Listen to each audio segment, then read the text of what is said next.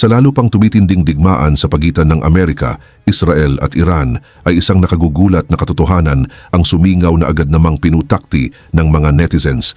Ayon sa mga legit online source ay sinasabing tinutulungan ng Russia ang Iran sa laban nito sa Israel at Amerika sa pamamagitan ng pagbibigay ng impormasyon sa mga lokasyon ng mga US military para bombahin ng Tehran. Pero bago ko simulan, ay hihingi lang sana ako ng isang like at subscribe. Malaking tulong na ito sa aming mga content creator. Salamat po. Ayon sa detalyadong report mula sa Washington Post, 3 US officials na may alam sa classified intelligence ay nakumpirma na nagbibigay ang Russia ng targeting information sa Iran simula nang lumala ang conflict na ito. Sabi sa report, kasama sa data ang mga lokasyon ng American military assets sa buong Middle East, lalo na ang mga warships at aircraft, kahit na sinabi ng mga officials na posibleng mas malawak pa ang sakop nito. Ang mga official na ito ay nagsalita ng anonymous dahil sa sobrang sensitibo ng bagay na ito. Nang kontakin ng Washington Post si Dmitry Peskov, ang Kremlin spokesperson, tumanggi siyang magbigay ng anumang comment. Ngayon, ito ang dahilan kung bakit mahalaga ito lampas sa nakikita natin. Paliwanag ng mga intelligence analysts, kabilang ang pinaka-precise at technically advanced sa mundo ang surveillance capabilities ng Russia. Kung totoo ang mga report na ito, hindi nag-aakala lang ang Iran kung nasaan ang American forces. Sa halip ay tinutulungan sila ng eksaktong positioning data mula sa isang global military power. Ito rin ang magiging unang confirmed na pagkakataon na may major US adversary na direktang, kahit pa indirectly, ay nakikilahok sa hostilities laban sa American forces sa conflict na ito.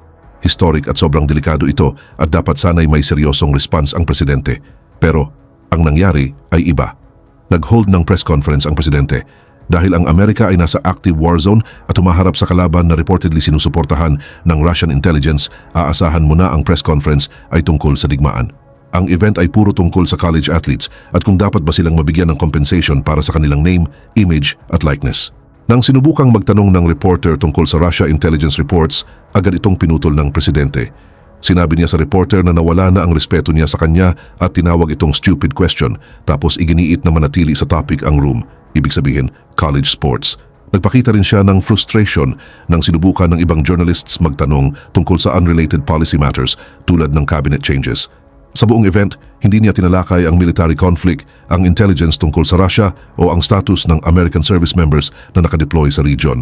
Sa recording na ito, wala pa ring formal address sa American people tungkol sa mabilis na lumalawak na digmaan. Hindi pa nakaupo ang presidente, tumingin sa kamera at ipinaliwanag sa bansa kung ano ang nangyayari, bakit nanganganib ang troops o kung ano ang endgame. Sa parehong linggo na lumabas ang credible reports tungkol sa Russia allegedly na tumutulong sa Iran na itarget ang American forces, inannounce ni Treasury Secretary Scott Bessent na pinapadali ng US ang sanctions sa Russian oil. Kinumpirma niya na binigyan ng permiso ang India na ipagpatuloy ang pagbili ng Russian crude na binabaliktad ang dating kasunduan kung saan huminto ang India sa pagbili ng sanctioned Russian energy at papalitan ito ng American oil. Sabi pa ni Bessent nang sabihin niya publicly na iniisip ng administrasyon na alisin ang sanctions sa iba pang Russian oil na nasa tankers sa buong mundo. Pinakita niya ito bilang strategy para i-stabilize ang global energy markets habang may conflict. Pero isipin mo ang optics at ang nangyayari talaga. Sinasabi ng American intelligence officials sa reporters na aktibong tinutulungan ng Russia ang kalaban na nagpapaputok ng missiles sa US assets. At sabay nito, binubuksan ng US government ang bagong paraan para kumita ang Russia sa pamamagitan ng pag-alis ng restrictions sa pinaka-valuable nilang export. Nag-react ang veterans at military analysts. Simple lang ang tanong ng marami sa kanila. Kung tinutulungan ng Russia ang kalaban na itarget ang American troops, bakit pinapadali ng US na kumita ang Russia? Sa ngayon, wala pang nakapagbigay ng satisfactory answer. Ang official White House position sa intelligence reports ay isa sa pinaka-shocking na parte ng buong story. Nang tanungin ang press secretary directly tungkol sa confirmed reports ng Russian intelligence sharing sa Iran, sinabi niya na whether or not nangyari ito, honestly, hindi na talaga importante. Tapos lumipat siya sa talking points tungkol sa kung paano overwhelming ang military sa Iran. Isang Republican congressman ang nag-reinforce sa stance na ito. Basically, sinasabi sa publiko na ignore na lang ang reports. Isipin mo iyon saglit. Ang official stance ng administration ay irrelevant daw kung ang isang foreign power ay nagbibigay sa kalaban ng tools para ilocate at atakihin ang American military personnel. Hindi ito misquote o out of context clip. Clear itong sinabi sa official press briefing. Para sa isang administration na nag-build ng brand sa pagpapakita ng strength at prioritizing American interests, ang i-dismiss ang direct threat sa American troops bilang doesn't really matter ay malaking contradiction na kahit gaano pa karaming messaging, hindi na matatakpan. At yet, minimal lang ang follow-up pressure mula sa press room. Sa field, ang military situation ay tumitindi ng mabilis na nagpapakita na malayo pa sa katapusan ang conflict. Lumabas si Besan sa television at publicly in-announce na ang upcoming night ay magkakaroon ng pinakamalaking bombing campaign ng conflict so far, target ang Iranian missile launchers at ang factories na gumagawa nito. Lumabas na rin ang footage ng massive airstrikes sa Meyabad International Airport sa Tehran, ang capital city ng Iran. Ang Strait of Hormuz, isa sa pinaka-critical na shipping lanes sa mundo, ay effectively closed. Tumaas ang presyo ng oil. Ang presyo ng gas ay biglang sumipa sa maikling panahon. Ayon sa NBC News, pribadong sinabi ng presidente na interesado siyang mag-deploy ng limited number ng US ground troops sa loob ng Iran para sa targeted strategic missions. Sinasabi ng officials na wala pang formal orders, pero ang fact na pinag-uusapan ito sa pinakamataas na level ay malaking potential escalation.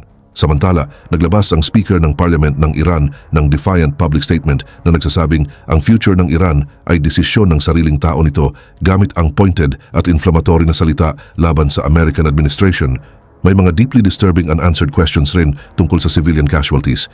Sinasabi sa reports na isang US military strike ang tumama sa isang elementary school sa Mashhad, Iran na may casualties na lampas sa 150 people, karamihan ay mga bata. Nang tanungin ng press secretary kung satisfied ba ang presidente sa pace ng investigation sa insidenteng ito, wala siyang ibinigay na update. Ipinasa niya ang tanong sa Pentagon at lumipat na sa iba. Lumipas ang ilang araw nang walang dagdag na impormasyon, walang accountability framework at walang public acknowledgement ng urgency mula sa White House. Hiwalay pa nang tanungin kung ano ang ibig sabihin ng presidente sa pagdemand ng unconditional surrender ng Iran. Nagbigay ang press secretary ng definition na nagpa-raise ng eyebrows sa analytical community. Sinabi niya na ang unconditional surrender ay kapag nadetermina ng presidente na hindi na threat ang Iran, papasok na ang Iran sa estado ng surrender, kahit na sila mismo ang hindi nag-declare nito. Maraming analysts ang nagsabi na ang language na ito ay effectively nagpapahintulot sa administrasyon na i-declare ang victory kahit kailan nila gusto, kahit ano pa ang kondisyon sa ground. Parang ito ay ginawa para sa domestic political purposes kaysa coherent military o diplomatic strategy. Kaya tingnan natin ang buong picture sa ngayon.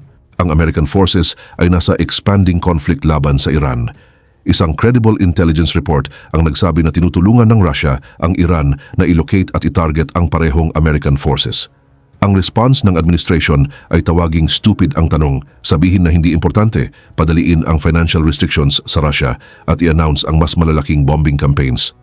Tumaas ang presyo ng gas. Isang critical global shipping route ay disrupted. Pinag-uusapan ang ground troops privately. Ang investigasyon sa pagkamatay ng mga bata ay stalled ng walang updates. At ang presidente ay wala pa ring formal address sa bansa tungkol sa kahit ano sa mga ito. Hindi ito conflict na parang papunta sa resolution.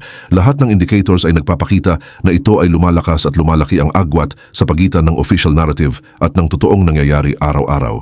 Ang mga taong pinakakarapat dapat makakuha ng sagot, ang American service members at kanilang pamilya, ay natatanggap ang pinakamaliit.